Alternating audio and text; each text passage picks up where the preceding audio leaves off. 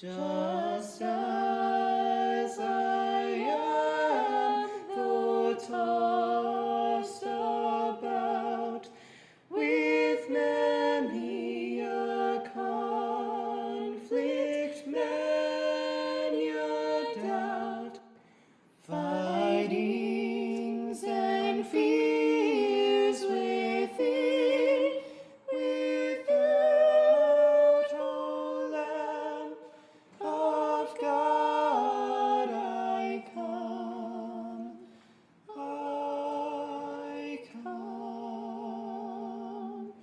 just as I am, thou wilt receive, wilt welcome, pardon, cleanse, relieve, because thy promise I believe, O Lamb of God, I come, I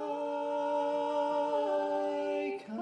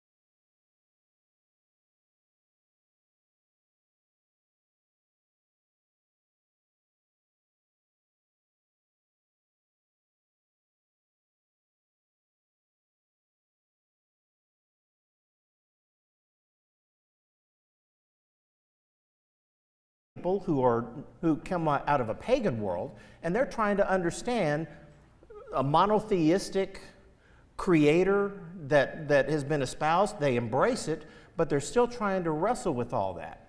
So this idea about the strong and the weak, I think, to make sense to me, has more to do with those who have experienced life and has greater understandings of all the workings than someone who is kind of on the front end of life that is not yet there. Keep that in mind, not yet there, because a 7-year-old is going to be 10 and 15 and 28 and 48. The 7-year-old will acquire that kind of knowledge and experience over time. They're just not there yet. So what Paul is saying is, don't frustrate them. Don't frustrate them. If you have knowledge, don't frustrate those who are still in the process of trying to put 2 and 2 together and understand all these things. So that's what he's saying here. And then in verse 12 of chapter 8, he says, thus sinning against your brothers and wounding their conscience when it is weak, you sin against Christ. Fathers, do not exasperate your children.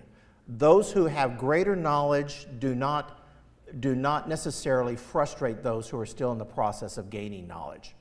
And he says in verse 13, because this is leading into chapter 9, chapter 8, verse 13, therefore, this is the summation, if food makes my brother stumble, I will never eat meat, lest I make my brother stumble. Then he goes into this chapter 9, because see, he picks up in chapter 10. We talked about this a little bit last week, that in chapter 10, he's going to be getting back to this idea about idolatry and food to idols. But then he kind of takes off on this little tangent. And because he was saying, I, hear what I want you strong, you weak, understand this. And then he says, if food makes my brother stumble, I will never eat meat, lest I make my brother stumble. And then he says, I wonder if I need to kind of put a little bit of meat on the bones of that, no pun intended. If I need to expand that one just a little bit. Nobody got that? I didn't even hear a chuckle. Y'all are here, right? Thank you. Thank you. I got the courtesy chuckle from my wife, and that's all that matters. All right. So then he says, well, maybe I need to impress upon them a little bit of my personal journey. So that's what he's talking about here in chapter 9. And he's basically going to be saying, at some point, it's always going to be about what rights does somebody have, and what do you do because you have those rights? What authority do you have, and what do you do because you have that authority? In the parent-child analogy, just because you're a parent, how often do you tell your kids, because I said so, and shut that down? The whole point of parenting is to raise a kid to understand and get them ready. So offering rationale is good. Offering explanation is good, right? We know these things. We don't always practice them as richly as we need to. So then Paul goes in here into chapter 9, and let's look at this. And let's look at the first 3 verses. And he says, so, wait a minute. Am I not free? Am I not an apostle? Whoa, now he's starting to bring the apostle, the A word, into this, right? The apostle word. Am I not an apostle? Have I not seen Jesus our Lord? Are you not my workmanship in the Lord? You see what he's in a subtle way saying that which category he falls into? The strong or the weak? The strong. And dare I say, super strong. He says, you think you're strong. Am I not an apostle? Have I not seen Jesus face to face? Do I not have greater credibility and greater clout than anybody there in Corinth? So if we're talking about strong, may I propose to you that in this whole context of, this is Paul talking, that Paul is saying, I think I'm super strong. Now, he's not saying that, but he's kind of inferring. Am I not free to do what I want to do? Yes, I am. Am I not an apostle? Have I not seen? Are you not my workmanship? Are you not the children to me being the Father who has advanced in knowledge and in all these? If to others I am not an apostle, at least I am to you, for you are the seal of my apostleship in the Lord. So he's establishing his bona fides right here. Okay? He's establishing his bona fides here.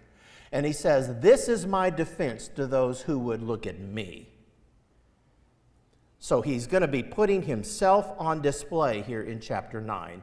and opening up a little bit of his faith journey and his rationale on this strong and weak concept that is going to be applied specifically to things like food offered to idols and what do we do with all of that. Okay, this is really, really cool stuff because we get a peek into the personal journey and the personal mind and the faith development of Paul himself.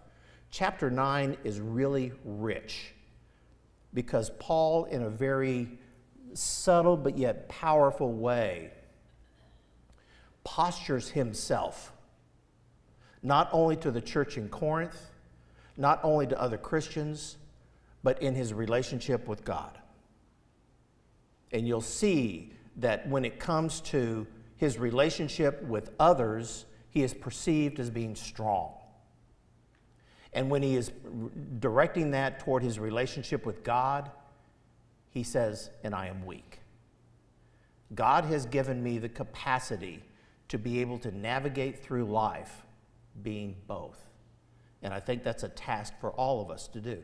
Because I'm not going to ask how long have y'all been believers within the faith, but I imagine the average age here is probably more than 3 or 4 years, I would think, right?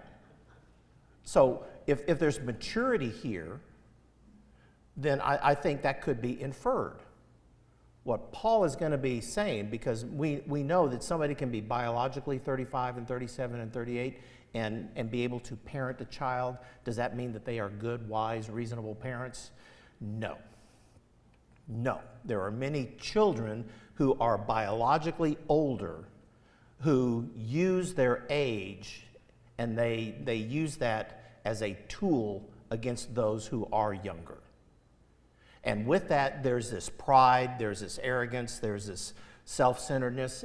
And in a subtle way, that is what Paul is addressing with the church in Corinth. Remember those? Some of you say that you're proud because you're from Cephas. You're proud because you say you're of Paul. You're proud because you say you're of Apollos. You're proud because of the way in which you are choosing not to eat meats and choosing this. And you're taking pride in your independent decision making, thinking that you are strong when really you are not quite that strong.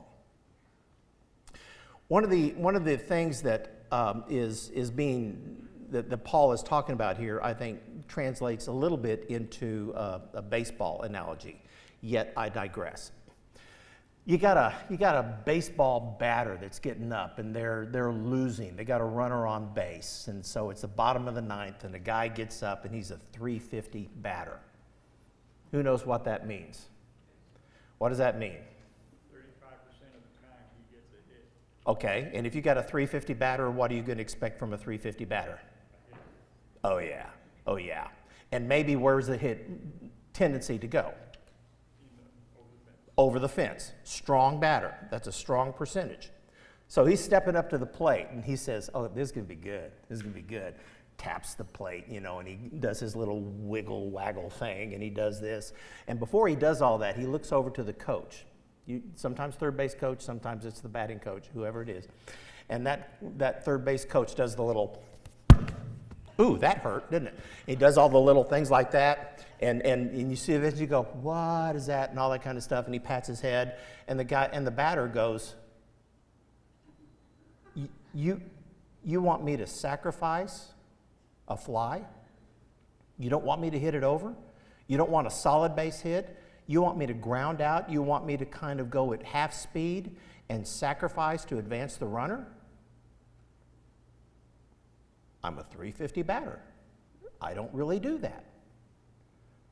But to what extent would a .350 batter who's really good at what they do choose to be part of the team by stepping back a little bit for the sake of the team? Is this a good batter? Yes. Could he do that? Yes. Is he being asked not to? Yes. Is he at a crossroads? Yes. Now, if he wants to stay on the team and be in the good graces, he'll do a half swing and do a pop fly or hit a sluggish grounder to second base that gets an easy out that might advance the runner for whatever reason. The point is, he's very skilled at what he does, and he is being asked to take his abilities and to pump the brakes a little bit on that for the sake of something bigger and better. This is kind of what Paul is saying. He says, I'm going to explain to you in the next several verses how strength can ask of you to take one for the team, to deny your own abilities because you know you're good, you know you can do this, but I'm going to ask you to do it totally differently. Are you open and willing to do that? That's what Paul's going to be doing, because he says in verse 3, this is my defense to those who would examine me. And he mentions three things that are really interesting here. In verse 4, do we, the apostles and Christians, have the right to eat and drink whatever we want, whenever we want, whatever? Do we have the right to choose what I want to eat and drink? Yes. Do we have the right not to take along our families with us on these mission efforts as we travel throughout the globe doing these things, as does other apostles and the brothers of the Lord and Cephas? Do I not have the right to be able to have my family along with me if I want? And these are rhetorical. And the third one is, or is it only Barnabas and I who have no right to refrain from working for a living? What do we know about Barnabas? Okay, what else? Was Barnabas a man of means? Yes. Yes, good answer. Yes. Yes, he was a man of means, because we know in the book of Acts, what did he do? He had property. And what did he do with the property? He sold it, and what did he do with the proceeds of that? Donated it to the church. He's a man of means, by no means. King of the road.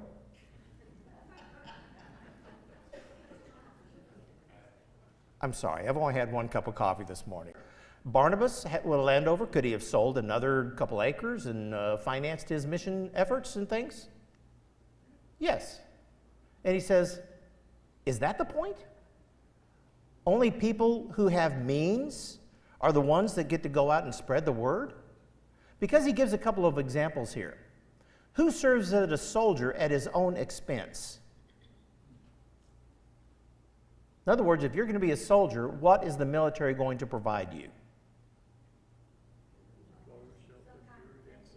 Yeah, stuff. Stuff. Uniforms, weaponry, billeting stuff. They're going to provide stuff. I've got some ancestors that were in the Civil War, and I've got their muster rolls. And when you read the muster rolls on what they did, they said they brought their horse, and the government would pay them for a horse. They would pay them for a gun. If they didn't have one, they'd provide one. The thing is, they would outfit the soldiers. So he says, who serves as a soldier at his own expense? Inferring, what if you don't have expense? Then you can't be a soldier. No, we'll provide it. The other, who plants a vineyard without getting any of its fruit?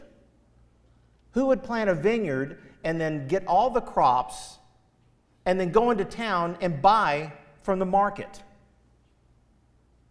Well, wait, you have crops, right? So you can have of your own bounty. And the third is, who tends a flock without getting some of the milk? The same thing. If you've got the cows, if you've got the sheep, if you've got access to that, don't you get to participate in some of that? And the answer is yes. Look at what he continues to say. Verse 8, do I say these things on human authority? Does not the law say the same? For it's written in the law of Moses, you shall not muzzle an ox when it treads out the grain. What does that mean? Right. What is the ox doing? Doing the ox thing, right? Okay. And what is the ox going to be doing while the ox does the ox thing? Snacking. Yeah, grazing, right? Who puts a muzzle on the ox when they're doing the work that prohibits the ox from eating while they're doing the work? right? You don't muzzle the ox when it treads out the grain because you want the grain, you want to help the ox, so you let them graze and have that. Is it for oxen that God is concerned? God cares more about oxen than he does humans. Does he not certainly speak for our sake? It was written for our sake, because the plowman should plow in hope and the thresher thresh in hope of sharing in the crop, the proceeds of all that. If we have sown spiritual things among you, is it too much if we reap material things from you? If others share this rightful claim on you, do we not even more? So what then is he basically starting to talk about here?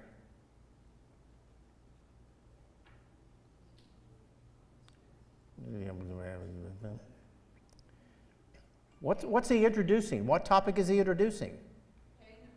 Paying the preacher. Pay the preacher. He says, are the only preachers that are going to be bringing the words like Barnabas and me who are self-sufficient?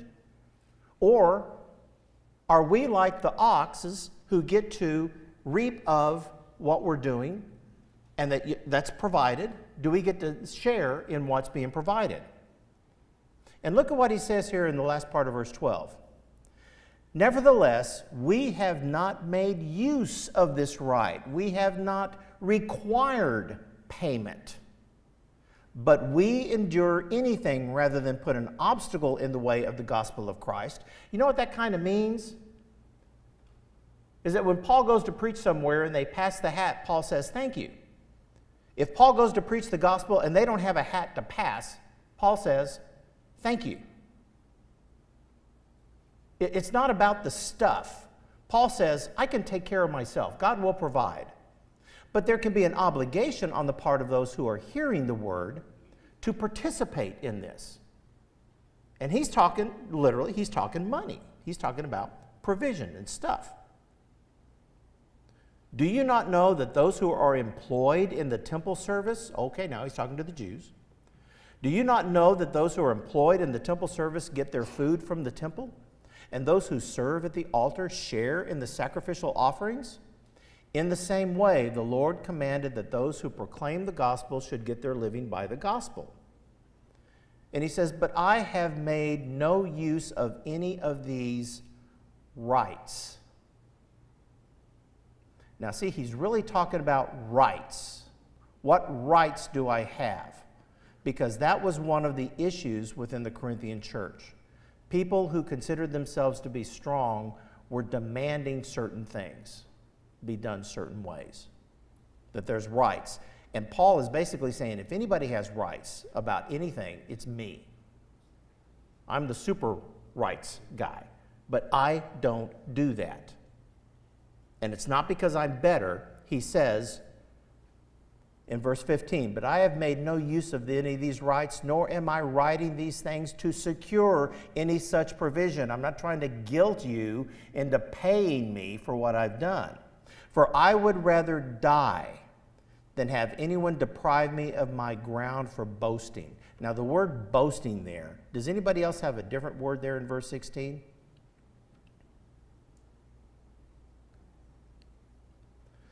The word is in the Greek is kochima. I think I pronounced that correctly. Only one time is it used for boasting. The other few times it's used is rejoicing, glorifying, glory. Read it. Don't think of the word boast, because boast can kind of have a little bit of a kind of a thing, right? Look at the word glory or glorifying. For if I preach the gospel, that gives me no ground for glorifying in all this.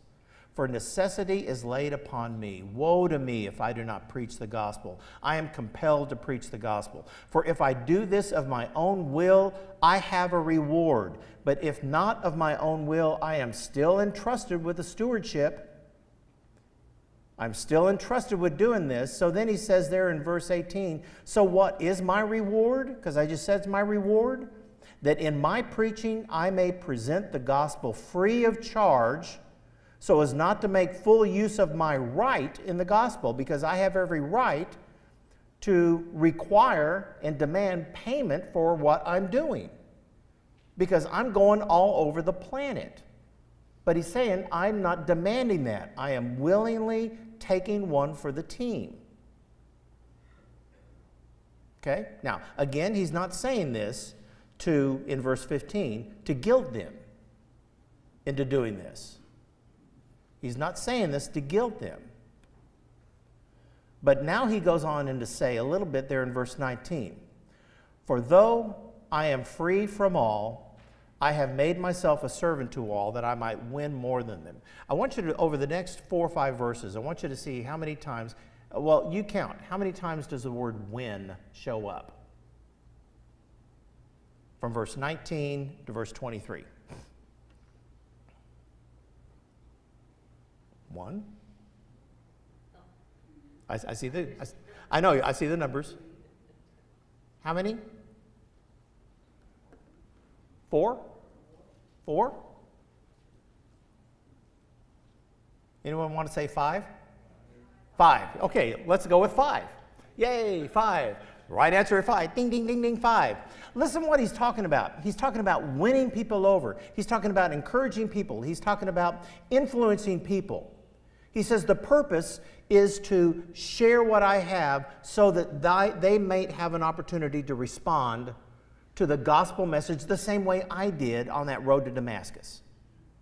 Because Saul was rocking right along, and here comes Jesus and the blind, and persecuting me, and Saul becomes Paul, and then Paul becomes the father of the church at Corinth. I mean, it's this really great transition all the way through this. But look at what he says here. Though I am free from all, I have made myself a servant to all, that I might win more of them. We're going to see a couple of mindsets that Paul is going to express here, and I want to expand our minds in this, because I think this has a whole lot to do with where we are today in 2023 in the United States with everything that's going on, which is quite interesting, is it not? I'll move on. But look at what he says here.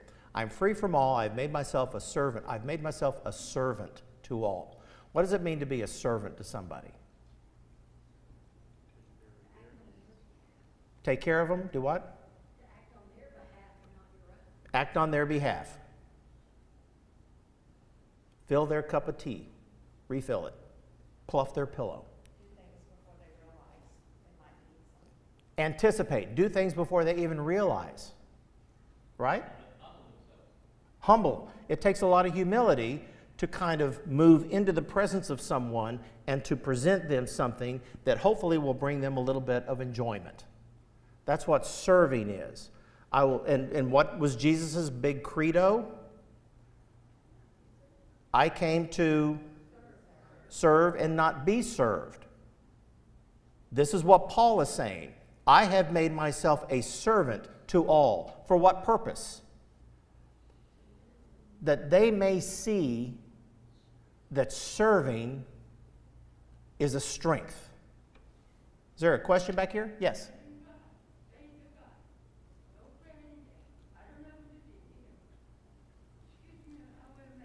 Okay.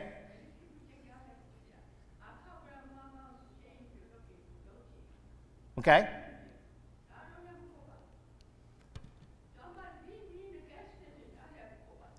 Okay.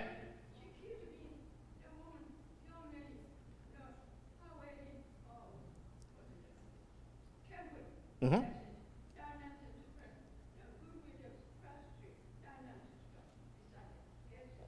Yeah, and there's...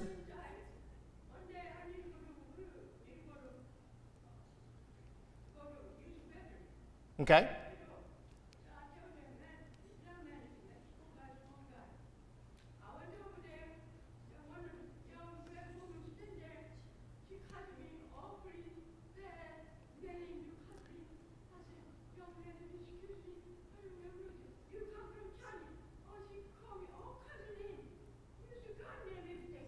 I understand. Let me get back with this, but let me just kind of summarize that there are many times that we're going through life that we're going to have people who don't understand and people who are going to be challenging us in ways that are not kind and not encouraging. Our job is to continue. I mean, even the Apostle Paul, how many times was he persecuted? How many times was he beaten? How many times was he stoned? How many times were these things happened? So what he says here, I've made myself a servant to all so that I might win more of them. Now he says in verse 20, to the Jews I did what? I became like a Jew. Why? In order to win Jews. Now, did he know how to shift and to act appropriately with the Jews? Yes. So he could talk Hebrew, history, Jewish faith, and all that with Jews. To those under the law, I became as one under the law, though myself not being under the law, that I might win those under the law. What law is he talking about here? The Mosaic law. He says, yes, to those who were still under the law, the Jews there, I became as one under the law. And he does the parenthetical. He says, I didn't have to. I know, he says, some of you may think, oh, Paul says, no, I know I'm not under the law. That's that parenthetical. That I might win those under the law. Now, what about to those outside the law? I became as one outside the law. And who's outside the law? Pagans, Greeks, non-Jews, right? To those outside the law, I became as one outside the law, not being outside the law of God, but still under the law of Christ. So he's clarifying this, that I might win those outside the law. To the weak, I became what? I became weak, that I might win the weak. To the strong, I became, he doesn't say that, but he infers, to the strong, I became like a strong. I have become all things to all people. Well, poor Paul. He just didn't know who he was, right? He was just bouncing. He was like a chameleon. You need me to do this? Yes. You need me to do that? Yeah. You need me to do that? Now, psychologically, that's called codependency and enabling. If you need me to do this, I'll do this for you. And it's not. No, that's not what this is. And Paul was not also of some kind of, he did not have a psychological disorder that just says, oh, who am I, and I'm just going to be whoever you tell me to be. No. The position of strength says, I can use wisdom and discernment and not frustrate someone under the law by demanding that they understand that I am not under the law and they need to accept that. He says, no.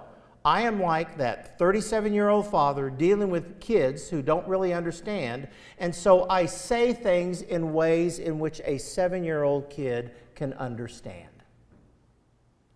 And that is strength, that is wisdom, that is discernment, that is decisiveness, that is maturity, that is boldness. Okay? He's not becoming a kid. He is taking the principles and packaging them in such a way that is not going to frustrate, confuse, or not win those who are not where he is. He's a teacher, and he is not biased and prejudiced. All the way through this, look at how he is bouncing through a lot of different themes of humanity. And he says, whatever they need, I can accommodate. Out of strength and decisiveness, not out of fear that they're forcing me to be at their level, but I choose to step down to their level so that I may win them. Now, when Paul writes a letter to the church at Philippi, do you remember how he described Jesus? Who would be like the super strong. You remember the great kenosis phrases in Philippians chapter 2? Jesus gave up the glory. Jesus chose to become weak for the sake of the weak, so that he may win the weak. That's us. He left the glory. It didn't mean that he was weaselly or mousy or anything. No, that was strong and decisive in what he did. And that's the model that he is showing for us right here. Yes?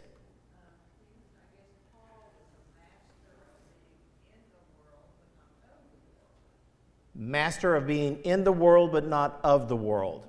And see, that's a great way to do it, to view it, is that we are constantly going to be around people of different races, different social economics, different, I'm going to be excited to hear what our youth did on their mission effort, because their mission effort did not go to a high socioeconomic area of the planet, North Dallas or something like that, or Fairfax County, Virginia, right? They went to a place that was a little bit not that, and it'll be interesting. I'll remember.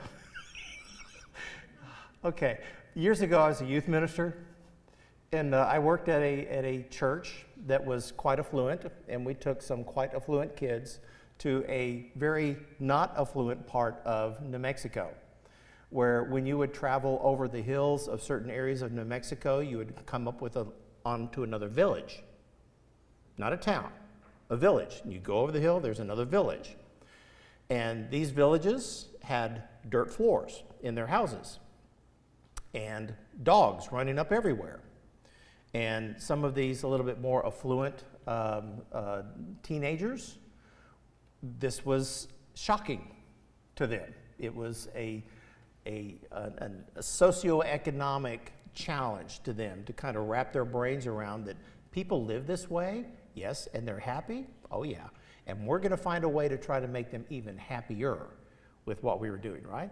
So at some point, Paul is basically saying, whoever these people are, whoever they are, wherever they are, whether they're Jews or Greeks or strong, whoever they are, I have become all things to all people, that by all means I might save some. And why? Verse 23, I do it for the sake of the gospel, that I may share with them in its blessings. That I may choose to share with them and be excited with them. Now, did this raise Paul's socioeconomic status by doing this? No. Did he get rich? No. Was it his goal to acquire and to accumulate stuff along the path of his missionary journeys? No. But then again, was he destitute? No. Because he truly believed the Lord gives, the Lord takes away, blessed be the name of the Lord. The Lord will provide. The message of Jesus, consider the lilies of the field, consider the birds of the air, I take care of them, I'll take care of you. Paul says, good. Because a lot of times our problem is we get hung up on how we want to be taken care of. And we'll bargain with God, say, God, I don't mind sacrificing, but could I sacrifice, with a bump in pay? Because then if you give me a salary increase, then I can give more to the church. Yeah, you've tried that one, right? Come on. Yeah, you tried that one. Okay, and the thing is, that's not the point. The point isn't for anything earthly. The point is to see the light bulbs go on in people's souls. That's what Paul is saying. I do it for the sake of the gospel, that I might share with them in their blessing. And then he's saying here this really neat thing. Do you not know that in a race all the runners run, but only one receives the prize? Now, you remember back in the first lesson in this series, Corinth? What was one of the things that happened in and around Corinth every 2 years?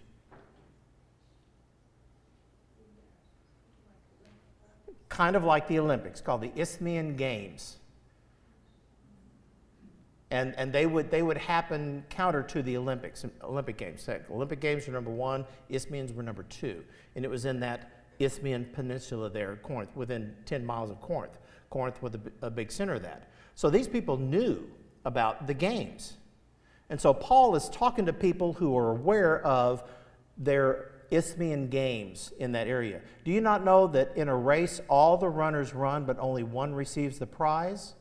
So run that you may obtain it. Every athlete exercises self-control in all things. They do it, why? So that they can get a perishable wreath. And you know what the wreath was at the Isthmian Games? Was something that was made, it was a wreath made out of like pine leaves or some other kind of a plant kind of a deal that was a wreath, and that's what you placed and you would win. We do that now with medals and stuff, but back then it was this wreath. But it was made of plant. Every athlete exercises self-control. They do it to receive a perishable wreath, but we do this to receive an imperishable. So I do not run aimlessly. I do not box as I'm one beating the air. In other words, I'm not just going through the motions to do things. I don't just suit up and show up to run the race. See, a lot of people will suit up for the baseball game. And for whatever reason, they hold back and they don't really want to compete, but they like the glory of being identified as being part of the team. They like the uniform, they suit up for the race, and they're not prepared for the race, and so they run the race, and they have no intention of winning. But the idea is that Paul basically is being saying is, I don't run aimlessly. I discipline my body, keep it under control, lest after preaching to others, I myself should be disqualified. This is not a losing salvation thing. This is a thing that says basically, if I'm going to set foot on the racetrack and run the race that God has set before me, I'm just going to do it the best I can with the gifts and the abilities that He's given me. And He's already credited His bona fides up here. I'm an apostle. You think you're strong? I'm super strong. You think you have something to brag about? I have something to brag about. You think that you have answers? He says, I have answers. I've seen Jesus face to face. I have these things. And I don't use them as a weapon or as a tool to discourage. I use them in a humble way so that you can be built up. So follow my example, that you in your strength do not lord it over those. Run the race and complete the race in such a way that you will be able to have an understanding that being a servant, someone who is going to show humility, is going to be the way to do things. Real quick, because our time's about up. Paul had a lot of energy, and he was a very, very good writer. Okay. I didn't really hear that. Somebody was a good writer? Yeah, but he was a real good writer, and he had a lot of energy. Yes, good writer with all that, with all this. And the thing is, Paul had so many gifts and so many abilities, and he had every reason to brag and to boast and to say, you know, you poor little people, you should be thankful that I'm coming into your presence to preach the gospel to you and to shower all this with you. And he says, no, no, no, no, no. I do this. Later on, how does he refer to himself? Chiefest of sinners. If anyone has sinned, I have sinned more. Right? So at some point, Paul's humility is starting to come through here. Paul is also talking a whole lot about leadership. All the way through this. This is leadership, leadership, leadership. When we talk about the parent and the child, it's about leadership, using wisdom and discernment, not to oppress or frustrate the child, but to get the child so that the child can go on the way of maturity. Okay? So, next week, we're going to come back and he says, okay, I've got that. And then, so he says, all right, now that I've established that, let's go back and let's talk about some of the ideas about idolatry and food offered to idols and what that means to you people at the church in Corinth. Okay? We'll see y'all next week.